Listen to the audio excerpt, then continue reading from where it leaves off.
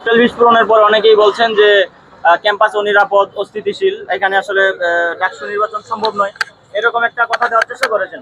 তো একই সাথে যদি আমি বলি যে বাংলাদেশ এখন আইন শৃঙ্খলা বাহিনীর যেই উন্নতি নাই, তারপরে হচ্ছে বাংলাদেশও অনিরাপদ, অস্থিতিশীল, জাতীয় নির্বাচনের কথা আসবে কেন?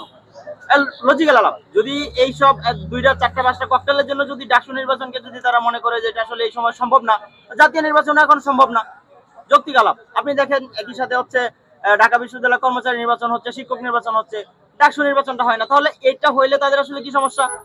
এখানে আসলে মানে অনেক বিষয়ের কথাবার্তা সব মিলায় হচ্ছে ছাত্রদের যে অধিকার, ছাত্রদের যেই জুলাই অভ্যুত্থান পরবর্তী যেই ছাত্রদের যে চাহিদা, সেটাকে বিবেচনা করতে হবে এবং ডাকসু দিতেই হবে। এবং ডাকসু যদি না দেয় তাহলে যেই গেস্টরুম কালচার আগে ছিল, গণরুম কালচার আগে ছিল, সেই গেস্টরুম গণরুম আবার ফিরে আসবে।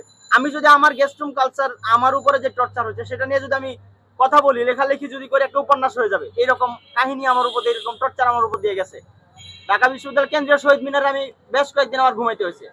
জসিমউদ্দিন হল খেলার মাঠে রেলিং আমার ঘুমাইতে হয়েছে, রাতে হল থেকে বের করে দিয়েছে। এগুলো হচ্ছে এই ছাত্র সংসদ নির্বাচন না থাকার যে কুফল সেটা। তো আমরা চাই ছাত্রদের যেই স্বাধীনতা, ছাত্রদের যে অধিকার, একাডেমিক সাংস্কৃতিক যেই মুক্তি, সেই মুক্তির জন্য এবং বাংলাদেশ ঢাকা বিশ্ববিদ্যালয়ের যেই গবেষণা শিক্ষা কার্যক্রম, সেগুলো পরিচালনা করার জন্য ছাত্র সংসদ নির্বাচন একান্ত জরুরি এবং এটা দিতেই হবে।